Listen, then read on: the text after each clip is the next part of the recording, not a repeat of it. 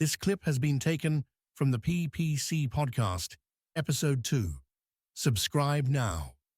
Another thing I wanted to bring up actually that you slightly touched on is the generational thing. I feel like me being in my early 30s, looking at the majority of people around me who I grew up with, renting seems to be the new norm. Yes, I have a few friends that have got mortgages, but renting seems to be the thing that everyone's sort of going towards, even if it comes down to wanting to start a family or just getting out of your parents' house, being in your 30s and that sort of thing. So rents right now, it being it inflating the way that it has, I know it's really having an effect on the cost of living just as much. And then now you've got things like, we're not going to get into it, but the renters' rights bill and everything that's coming up. I know for me, from my personal circumstance, I don't mind talking about it. We had a rent increase this year and we're about to go into another one. So there's loads of different things happening, and it all stems from what's going on in the economy. Hence why these conversations are really, really important. Regarding renters, I do think, my personal opinion is, I think we've reached a peak.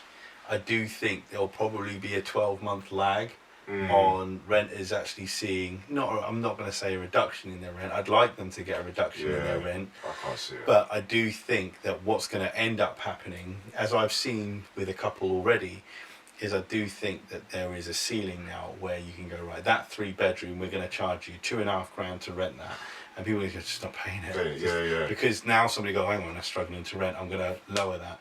I've even seen with some HMOs where it not been heard of before, you literally list it, they all rent out, and they kept on going, oh, we're getting this much, we may as well keep creeping the price up because it's clearly the demand for it. Now I'm beginning to hear, not all of them, they generally do still get all full, but they're beginning to go, oh, hang on a second, they haven't filled out as quickly as I thought they would do. So hang on, maybe I'm beginning to reach a threshold here. And I think part of that's because rates have peaked and now dropping. I think because buy-to-let, I don't think buy-to-let will ever make a comeback like it was when the rates were so low. Of course. I do think there is now a place back for buy-to-let. And I think part of the house price drop that we were talking about earlier is because buy-to-lets disappeared in 2023. Because rates went shooting up and then buy-to-lets became near on non-existent in 2023, other than for the most part people that were just switching rates. But I would suggest that now that's stress rates and everything else. You are now tuned in to the PPC Podcast. And I do think that we'll probably find people becoming more sensible about what they're charging for rents.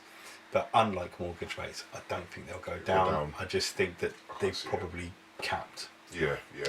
100%. It'll be interesting to see the autumn statement and what they're sort of coming out with regards to the renters' rights bill and other things in that as well that affects the economy. Like I say, with the renters' rights, I'm in no means looking after landlords, but I do think that there has to be balance. 100%. Sure. At the end of the day, again, if we go back to what we talked about earlier on mortgage rates, for every 100,000 they were borrowing, it was gone up 80 quid.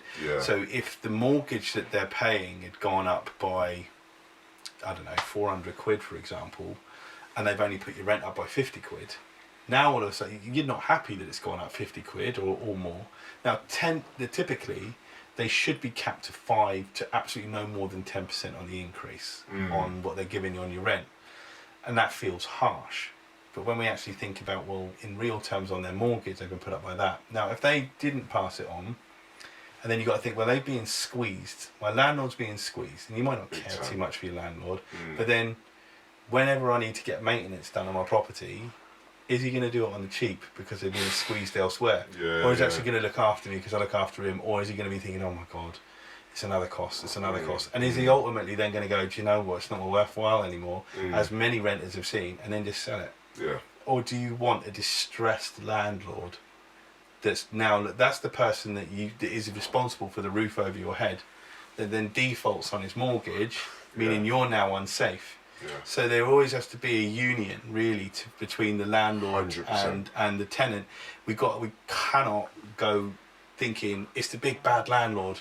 Well, when the government's turning around and saying, well, we've taxed him on this, we've taxed him on that, we're charging him on this, we're making them go through these red tapes, and then they go, well, I don't want to be a landlord anymore, let's sell it. Yeah. And so we've got to be careful what we ask for. It can't just be us out with a begging bowl going, I want.